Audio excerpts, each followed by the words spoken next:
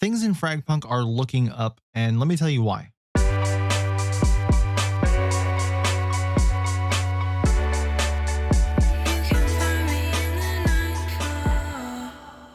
Hey guys, Nightfall here, and I'm sure most of you have heard all the talk that's been going around that FragPunk is dead, or it's a dead game, or it's dying, or it's got no players, or something to that effect. Well, nothing is more dead than Splitgate 2 right now, but let's not kick them while they're down.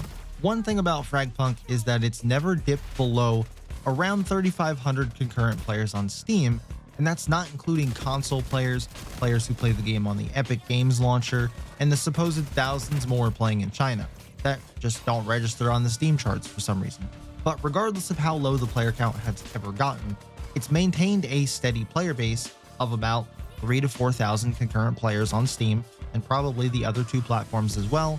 And again, excluding whatever Epic Games has, another 800,000 players maybe, who knows. Point is, it's always been steady after the big drop off. But recently the concurrent player count has increased for the first time in a few months now.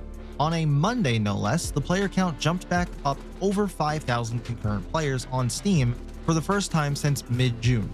This is huge news and would mean that potentially the player count for that day was upwards of 15,000 concurrent players, and this would suggest that the advertising that they've been doing is working to an extent. Now the real test is we need to see if the changes in-game will be able to retain those new players. But I had a feeling something was working because during my streams, I would often get new players joining the stream and just saying how they recently started playing the game and they were enjoying it. Now they need to capitalize on this. They need more in-game events, and not just the events that we've been getting, like Chaos Clash. I mean more cool game modes like we had with FragPunk. Now, of course, they can't just throw a mode in like that for no reason just because they want to, or could they? Hell, I mean, Siege does it all the time. But usually for a mode like that, there has to be an occasion, and the next one that I can think of is going to be Halloween, which is about 3 months out from now. So yes, FragPunk launched to a pretty nice peak on Steam, but then it struggled with its fair share of issues, starting with the console delay that caused a bunch of people to just kind of leave the game. But that doesn't mean that it can't bounce back. The finals did it, and it's doing pretty good right now. Now, it's not blowing things out of the water. It doesn't have 200,000 players concurrently, but it's got a decent sized player base that keeps the game going.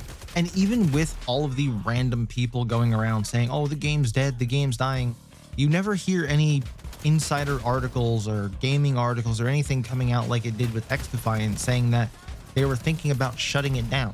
And one thing I notice in game is that when there's a new skin or a new bundle that drops, just about everybody has it, or at least half the team has it in every game that I play. So that tells me that they're making money because people are buying the bundles.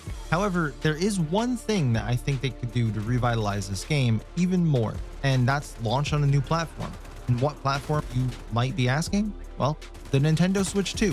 FragPunk is the perfect art style for a Nintendo Switch title, and with the Switch 2 embracing more and more third-party titles, it could be the perfect addition to not only the Nintendo library, but to the FragPunk community. Whatever they decide to do, the recent dev talk that they put out, we should be expecting big things for this game between now and the end of 2025.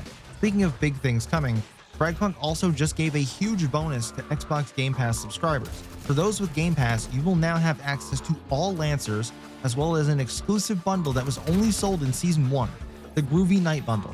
And based on the article and the FAQ they posted, these skins will rotate every 4 months, meaning you'll potentially be able to try out even more skins that you may have missed out on. One thing to keep in mind is that if you have Xbox Game Pass and you have your account linked across platforms, meaning you also play on PlayStation or PC like I do, these skins will not be available to you if you're using another platform, meaning you'll only be able to use these Groovy Night skins while you're playing on Xbox. But I'm curious to hear what you think. Is this just a weird coincidence and a one-off thing that the player count spiked a tiny bit, or do you think it's just the start of something much bigger? Let me know down in the comments, and I'll catch you guys in the next one.